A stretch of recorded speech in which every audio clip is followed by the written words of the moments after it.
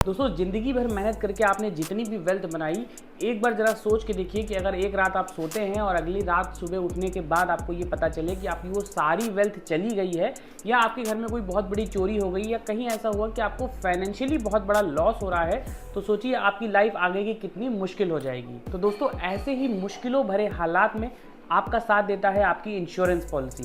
जी हाँ दोस्तों, इंश्योरेंस ऐसा होता है कि अगर आपको कोई फाइनेंशियली लॉस हुआ किसी बड़ी चीज़ का, तो वो इंश्योरेंस जो पॉलिसी होती है वो आपके इस लॉस को कवर कर लेती है।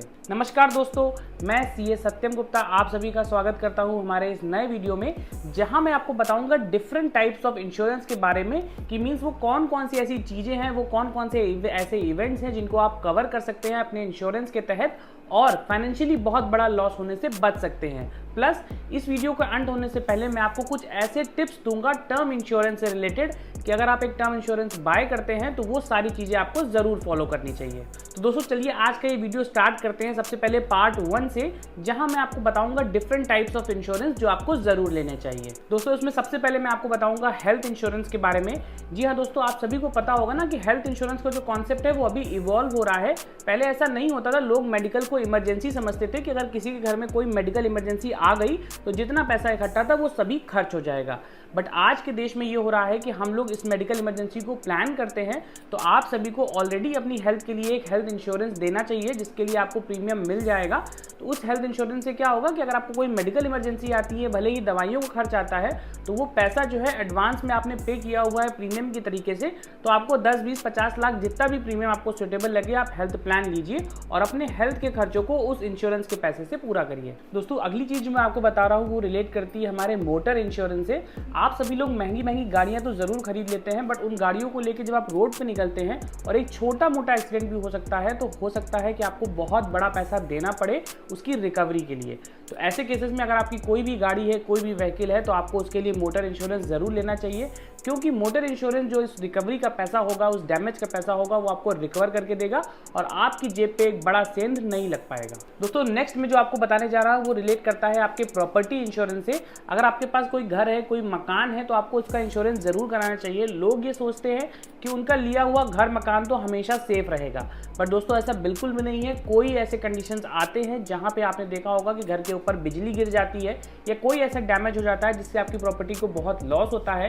तो अगर आपने एक प्रॉपर्टी इंश्योरेंस लिया हुआ है तो वो आपको इन सभी लॉसेस से कवर करेगा। दोस्तों अगला इंश्योरेंस मैं आप सभी को जो बताने जा रहा हूँ वो होता है हमारा फायर इंश्योरेंस। आप सभी को पता होगा कि फायर का रिस्क हर जगह रहता है, चाहे वो आपका घर हो, आपका ऑफिस हो, आपकी शॉप हो, तो आपको एक फायर की पॉलिसी जरूर लेनी चाहिए। वो पॉलिसी इंडिजिनियसली आपके पास सिर्फ फायर की होनी चाहिए, क्योंकि खुदा ना खास्ता अगर आपके घर में आग लग जाती है और कोई लॉस होता है तो वो पूरी पॉलिसी आपके लॉस को कवर करेगी। दोस्तों सबसे लास्ट में मैं आपको जो पॉलिसी बता रहा हूँ वो होती है हमारी लाइफ इंश्योरेंस पॉलिसी। और आपने बहुत सारे ऐसे लोगों को देखा होगा जो कि लाइफ इंश्योरेंस और टर्म इंश्योरेंस को मिक्स कर देते हैं, या यूं कहें लाइफ इंश्योरेंस के साथ में कुछ इन्वेस्टमेंट के प्रोडक्ट भी आपको बेचते हैं।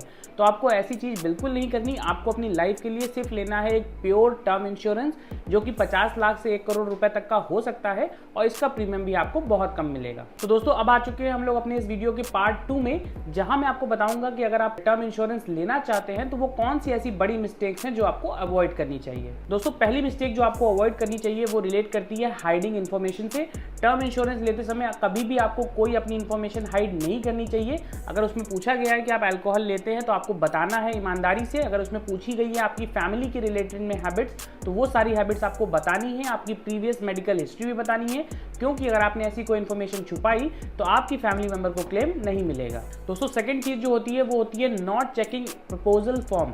जब भी आप कोई टर्म इंश्योरेंस लेते हैं तो आपको एक प्रपोजल फॉर्म मिलता है, आपको वो प्रपोजल फॉर्म को तो ध्यान से पढ़ना ही है।